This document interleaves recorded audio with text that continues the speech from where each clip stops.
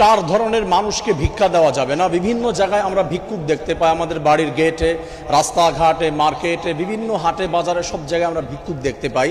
অনেক সময় আমাদের কাছে এসে হাত পেতে দেয়, আমরা মনে করি যে একে দান করলে আমরা সওয়াব পেয়ে যাব।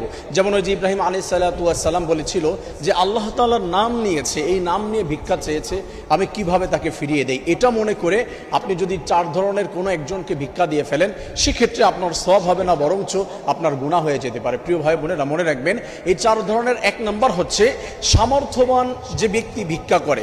কিছু মানুষ আছে তাদের হচ্ছে সামর্থ্য আছে, তাদের টাকা পয়সা আছে। ঢাকার শহরে অনেক জায়গায় দেখা যায় যে ভিক্ষুকের কোটি কোটি টাকা এই ব্যক্তিটা পেশা বানিয়ে ফেলেছে। এমনভাবে সামর্থ্য থাকা সত্ত্বেও যদি কেউ অভ্যাস বানিয়ে ফেলে ভিক্ষা করা, তাকে ভিক্ষা দেওয়া যাবে না, বরঞ্চ আপনি একজন গরিব মানুষকে দিবেন, সেখানে সওয়াব হবে। ওই ব্যক্তি থেকে আপনি দূরে থাকার চেষ্টা করবেন। দুই নম্বরে এই ব্যক্তিকে ভিক্ষা দেওয়া যাবে না যে হচ্ছে সুস্থ একজন মানুষ। কিছু মানুষ আছে এটা অভ্যাস বানিয়ে ফেলেছে, সুস্থ, সে চাইলে কাজ করতে পারে। মহিলা আছে, অনেক জোয়ান মহিলা, সে গার্মেন্টসে কাজ করতে পারে, বিভিন্ন জায়গায় পুরুষ মানুষ আছে, কম বয়সী ছেলে, সে হচ্ছে কাজ করতে পারে, কিন্তু তারপরও সে ভিক্ষা করছে। এই ধরনের মানুষকে ভিক্ষা দেওয়া যাবে না। রাসূল করিম সাল্লাল্লাহু আলাইহি ওয়াসাল্লামের কাছে এমন একজন সুস্থ ব্যক্তি এসেছে, ইয়া রাসূলুল্লাহ, আপনি আমাকে কিছু ভিক্ষা দিন।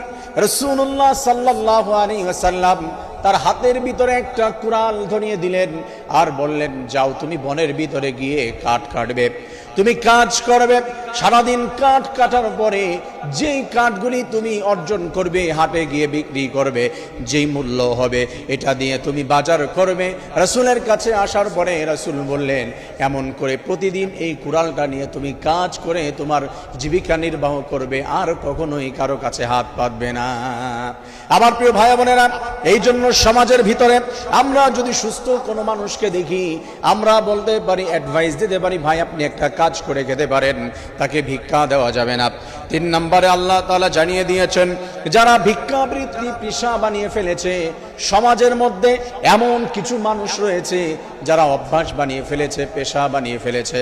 যেমন করে ঢাকার শহরে চাকরি করার জন্য আসে, অনেকেই হচ্ছে ঢাকার শহরে ভিক্ষা করার জন্য অন্য অন্য শহরের মধ্যে, অন্য অন্য দেশে চলে যায় ভিক্ষা করার জন্য। যারা পেশা বানিয়ে ফেলেছে ভিক্ষা করা, এদেরকে ভিক্ষা না দিয়ে সাধারণ গরিব মানুষকে ভিক্ষা দিলে আল্লাহ রাব্বুল আলামিন বেশি খুশি হয়ে যায়। আমার প্রিয় ভাই বোনেরা, এরপরে 4 নম্বরে আমরা মনে রাখবো যে কাদেরকে ভিক্ষা দেওয়া যাবে না। তারা হচ্ছে পাপাচারে, মন্দ কাজে লিপ্ত। কিছু মানুষ ঢাকার শহরে, বিভিন্ন শহরে আমরা দেখতে পাই ভিক্ষা করা টাকা দিয়ে নেশা করছে। 100% এরকম অনেক রয়েছে।